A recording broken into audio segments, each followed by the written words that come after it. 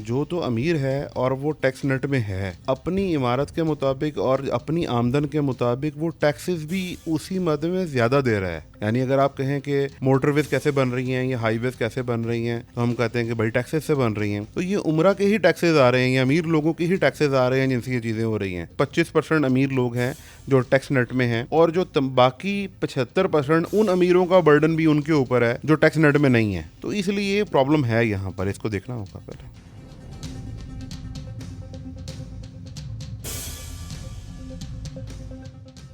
अस्सलाम वालेकुम नाज़रीन, मैं हूं आपका मेज़बान जवाद ज़ैदी। नाज़रीन, दुनिया भर में जितनी भी हुकूमतें हैं वो आवाम से मुनसिफाना टैक्स हासिल करती हैं और वो टैक्स आवाम की फ़लाह बहबूद पे ख़र्च किया जाता है। लेकिन पाकिस्तान में एक तासुर पाया जाता है कि भाई जो हुकूमत है वो आम आवाम से ज़्यादा टैक्स ले रही है और अमीरों पर टैक्स का बोझ कम है। तो आज हमारे पास मौजूद हैं ज़ुबैरी साहब, जो कि नामवर टैक्स लॉयर हैं। आए उनसे जानते हैं। सर, ये बताएं कि आवाम में एक तासुर पाया जाता है कि जो गरीब आदमी है उस पर अमीर आदमी से ज़्यादा टैक्स है। अगर ये बात सच है तो इसके महरक़ात क्या हैं? देखिए, गरीब आदमी इसका कंपैरिजन आप किस अमीर से करते हैं? उस अमीर से जो टैक्स पेयर है, या उस अमीर से जिसके पास बहुत सा पैसा है लेकिन वो टैक्स नेट में नहीं है? पहले तो इसकी क्लैरिटी हमें चाहिए होगी। जो तो अमीर है और वो टैक्स नेट में है, तो अपनी इमारत के मुताबिक और अपनी आमदन के मुताबिक वो टैक्सेस भी उसी मद में ज़्यादा दे रहा है। यानी अगर आप कहें कि मोटरवेज कैसे बन रही हैं या हाईवेज कैसे बन रही हैं, तो हम कहते हैं कि भाई टैक्सेस से बन रही हैं।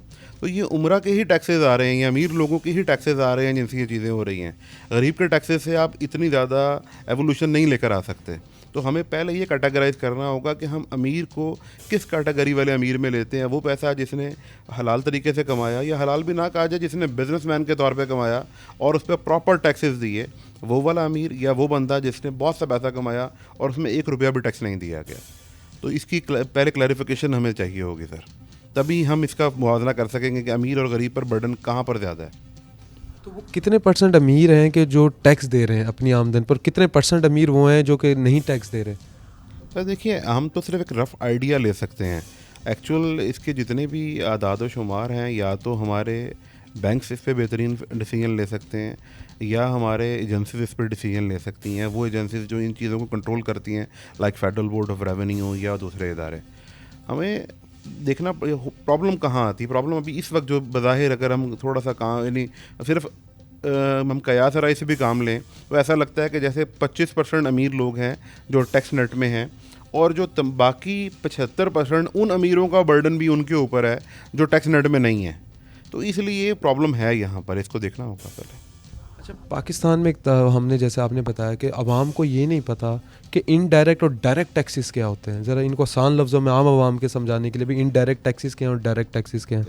आपकी जो अल्फाज हैं इनसे क्लैरिटी है कि डायरेक्ट टैक्सेस वो जो डायरेक्टली इम्पोज हो रहे हैं, और इनडायरेक्ट वो जो कि आपसे लिए तो जा रहे हैं लेकिन डायरेक्ट आपने पे नहीं किए हुए, वो किसी और चेन में पे हैं और उसका फाइनल बर्डन आपके ऊपर आ रहा है। जैसे लाइक हम डायरेक्ट टैक्सेस में बात करते हैं इनकम टैक्स की, कि मैं डिक्लेयर करता हूँ कि भाई मैंने इतनी पैसे कमाए, मुझे गवर्नमेंट ऑफ पाकिस्तान ने स्लैब दी कि आप इतने तक एग्जेम्प्टेड हैं, इसके बाद ये आपके ऊपर स्लैब रेट्स होंगे। ये आपने इनकम पर टैक्स दे दिया, या डायरेक्ट टैक्सेस में आ गया। इनडायरेक्ट टैक्सेस में है कि आप मार्केट गए, आपने कोई चीज़ परचेज़ की, वो परचेज या वो प्रोडक्ट जो थी वो इम्पोर्टेड थी, तो इम्पोर्टर ने at the time of import उस पर ड्यूटीज़ दे दी थी और सेल्स टैक्स वगैरह दे दिया था। फिर उसने उसको यहाँ पर लाकर होलसेलर को दिया, वो होलसेलर से रिटेलर, और रिटेलर से आप, उन सब से टैक्सेस होते हुए क्योंकि लास्ट कंज्यूमर आप थे तो वो बर्डन आप पर आ गया। इसे इनडायरेक्ट टैक्सेस कहा जाता है। तो क्लियर है, ये तो अल्फाजों से भी क्लियर है कि दोनों टैक्सेस, देखिए टैक्सेस कोई भी हैं, last sailed in indirect taxes में 100% बर्डन लास्ट कंज्यूमर पर है। जब हम डायरेक्ट टैक्सेस की बात करते हैं, इनकम टैक्स की, तो वो मेरी डिक्लेरेशन और मेरी जो ट्रांजैक्शंस हैं या मेरे जो क्रेडिट्स हैं उनकी क्रेडिट एंट्रीज कह लीजिए, वो एंट्रीज जिनको हम बैंक में प्रॉपरली डिक्लेयर करते हैं, ये उसके टर्नओवर के ऊपर है कि मैं खुद ऑफर कर रहा हूँ गवर्नमेंट ऑफ पाकिस्तान को कि इतना मेरा ऊपर टैक्स बनता है, ये मुझसे ले लिया जाए। अच्छा, हम दुनिया में देखते हैं कि जो इनडायरेक्ट टैक्सेस होते हैं उनका हजूम कम होता है, जो डायरेक्ट टैक्सेस होते हैं उनका हजूम ज़्यादा होता है। इससे हमारे पास टैक्स नेट भी अच्छा हो जाता है। तो लेकिन पाकिस्तान में इनडायरेक्ट टैक्सेस, चाहे अमीर को भी वो टैक्स दे रहा है, गरीब भी एंड कंज्यूमर वो दे रहा है।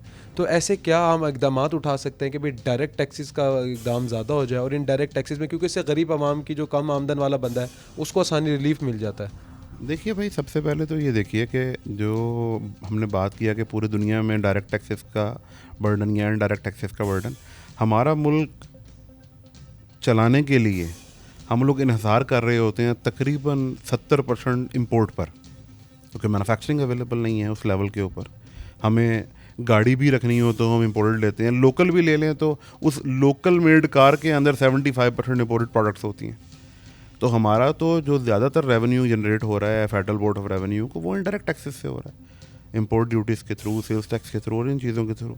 इसी ये जब तक आप यहाँ पर मैन्युफैक्चरर को प्रमोट नहीं करेंगे, अपनी लोकल प्रोडक्ट के अंदर इन्हांसमेंट नहीं लेकर आएंगे, अपने मैन्युफैक्चरर को इतना रिलीफ नहीं देंगे कि वो इम्पोर्टेड चीज़ का किसी तरह बाइकआउट करके हर चीज़ छोटी हुई नहीं। देखें, लग्जरी की हम बात नहीं करते, हम बात करते हैं बेसिक्स की।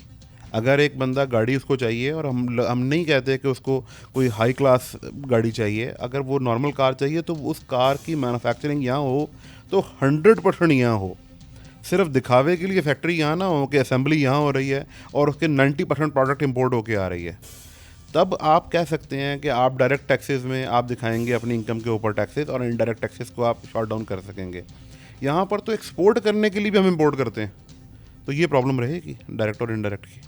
अच्छा, हम हर साल देखते हैं नई माली साल जब भी हुकूमत अपना आगाज़ करती है तो एफबीआर एक टैक्स हजम मुकर्रर करता है।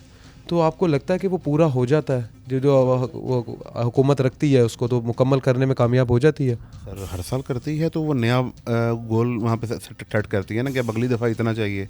अगर पिछला ही पूरा नहीं होगा तो नए गोल को सेट करने का फ़ायदा क्या? अगर हमारे पास गोल पूरा हो जाता तो हम इतने ज़्यादा फिर बैरूनी कर्ज़ों में क्यों चलते जाते हैं? सर, आप अपनी कमाई से ज़्यादा खर्चे बढ़ाते जाएंगे तो अपने गोल को जहाँ मर्जी सेट कर लें, खर्चे उससे ज़्यादा होते हैं उस साल में। वो खर्चे तो फिर हुकूमत कर रही है ना, आवाम के लिए तो बेसिक हम देखते हैं ना, इतना बेहतरीन इंफ्रास्ट्रक्चर पाकिस्तान में नहीं आया। तो टैक्सेस आप ले रहे हैं, वो भी तो हुकूमत ही ले रही है, वो कौन सा कोई ले मैन ले रहा है? अगर हुकूमत खर्चे कर रही है तो वो टैक्सेस के बेस पे कर रही है ना। याद देखिए ना, आप या तो ये बताइए कि हुकूमत बगैर टैक्सेस के आपको सब्सिडाइज़ कर रही है, फिर तो हुकूमत पे बर्डन आना चाहिए।